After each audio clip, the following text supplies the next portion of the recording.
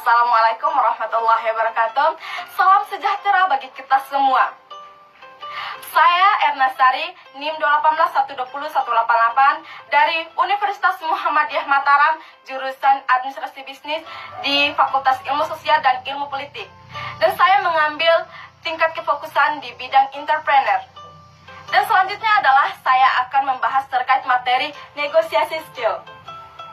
Negosiasi skill adalah kemampuan yang harus dimiliki oleh seseorang ketika melakukan permainan agar proses negosiasi berjalan dengan lancar dan efektif, sehingga kemauan dari semua pihak berjalan dengan lancar. Kemudian, negosiasi skill adalah tingkat kefokusan untuk menyelesaikan berbagai masalah atau konflik dari perbedaan pendapat antara pihak yang satu dan pihak yang lainnya. Dan adapun manfaat untuk mempelajari mata kuliah negosiasi skill di jurusan ini adalah ketika mahasiswa membangun usaha ataupun perusahaan, dia akan membutuhkan negosiasi skill dalam melakukan interaksi kepada calon kliennya. Negosiasi skill mencangkup dari berbagai hal, seperti komunikasi, mulai dari peran, presentasi, menyusun MOU, menyelesaikan masalah dari berbagai pihak, dan menggunakan media massa. Dan selanjutnya adalah definisi komunikasi. Komunikasi yaitu proses dinamis yang menciptakan berbagai makna dari simbol baik verbal maupun nonverbal. Adapun proses dari komunikasi ini menurut Effendi pada tahun 1984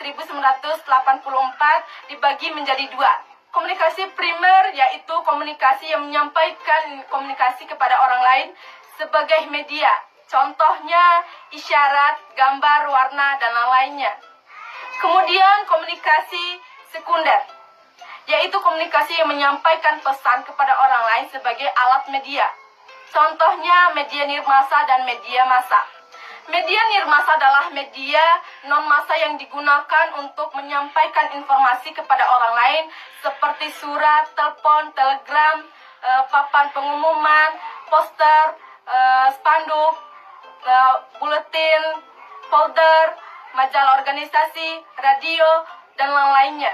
Dan selanjutnya adalah jenis-jenis media komunikasi. Yang pertama adalah kartu pos. Kartu pos merupakan selembaran kertas tebal atau karton yang berbentuk persegi panjang untuk digunakan menulis dan mengirim surat tanpa amplop. Poin selanjutnya, telegram. Merupakan berita yang dikirim melalui telegraf atau bisa disebut sebagai berita kawat.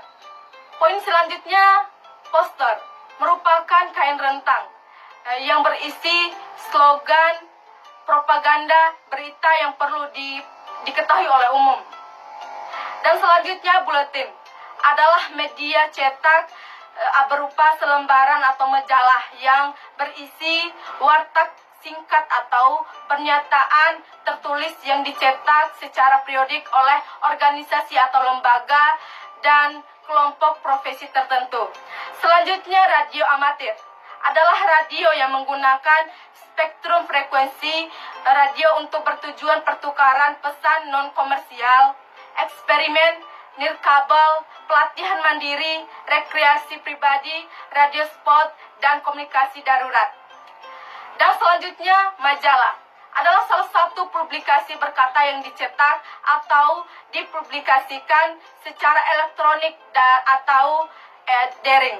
Selanjutnya adalah televisi.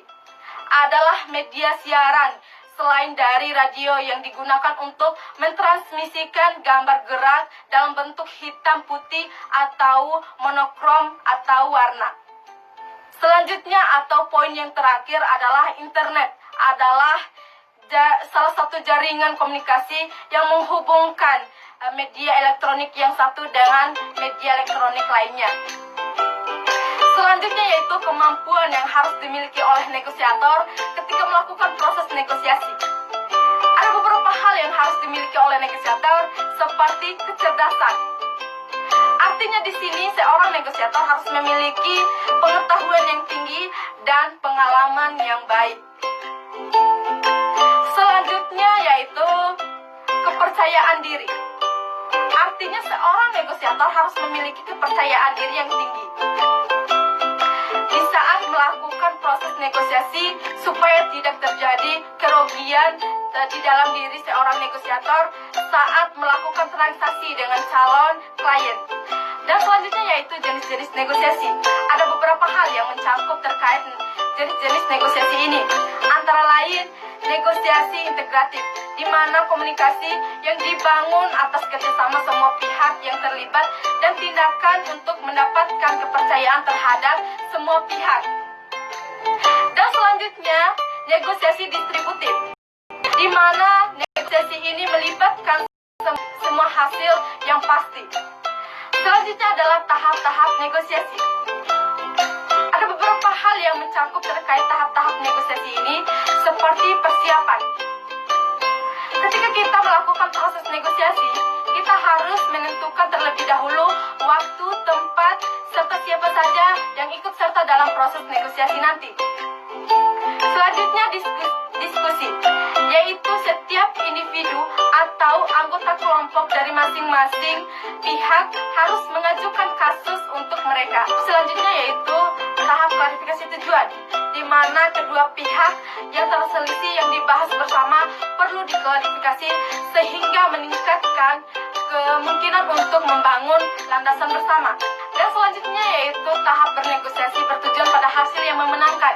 Tahap ini berfokus pada hasil negosiasi yang bersifat win-win solution, di mana semua pihak telah merasa mendapatkan hal yang positif dalam proses negosiasi.